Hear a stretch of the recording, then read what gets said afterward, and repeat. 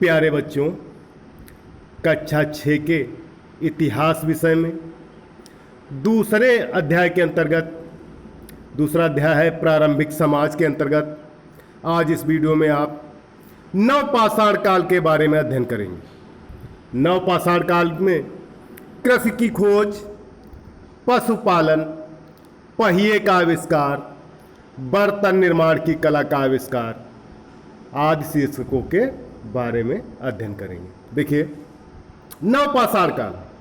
नवपाषाण काल लगभग 8000 ईसा पूर्व में प्रारंभ हुआ। कब प्रारंभ हुआ था? लगभग 8000 ईसा पूर्व पहले शुरू हुआ था।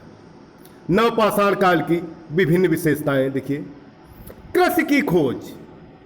नवपाषाण काल के मनुष्य ने कृषि की खोज कर ली थी।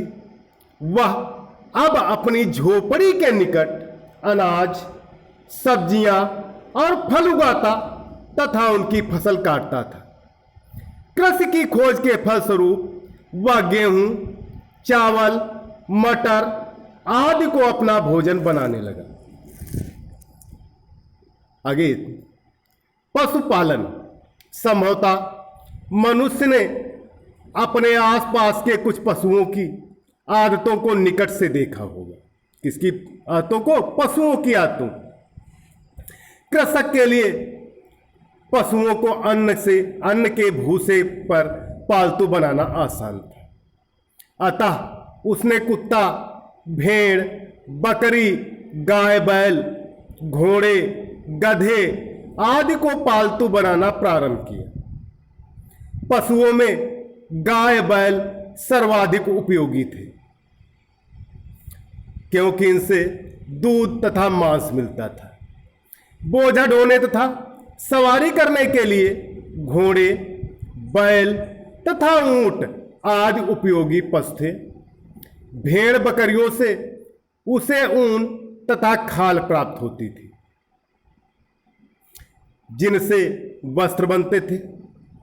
गाय के गोबर से मिट्टी को उपजाऊ बनाने के लिए खाद प्राप्त की जाती थी।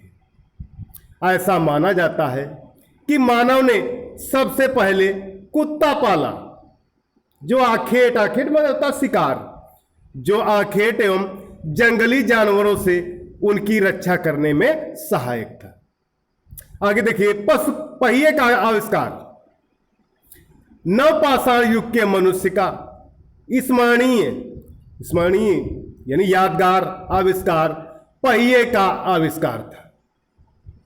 उसको लकड़ी के लट्ठों को लुढ़कते देखकर पहिया बनाने की युक्ति समझ में आई होगी।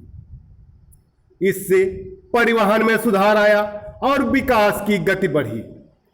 पहिए का प्रयोग बर्तन बनाने में भी किया गया। बर्तनों को आकार हाथों से ही दिया जाता था। अब पहिए का प्रयोग सूत काटने और बुनाई करने में भी किया जाने लगा था। इस प्रकार पहिए का आविष्कार सभ्यता की प्रगति में मानव की एक महत्वपूर्ण उपलब्धि थी। आगे देखिए, बर्तन निर्माण की कला का आविष्कार।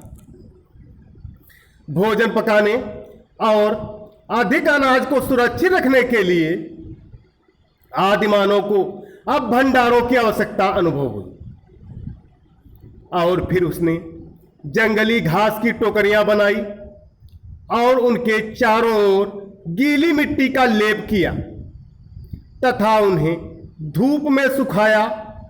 ये टोकरियां अनाज, सब्जियां, फल आदि को सुरक्षित रखने के काम में लाई जाती थी।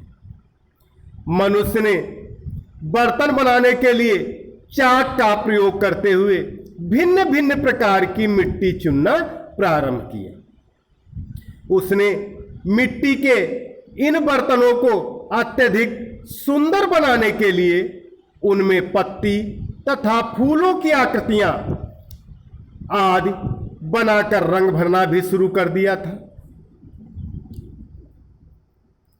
क्या किया उसने? मिट्टी के बर्तनों पर फूल, पत्तियों की आकृतियां और उनमें रंग भरना भी शुरू कर दिया था। तो प्यारे बच्चों, आज के लिए इस वीडियो में इतना ही। सभी बच्चे अपनी भाषा में लिखकर इसे ग्रुप पर डालें। धन्यवाद।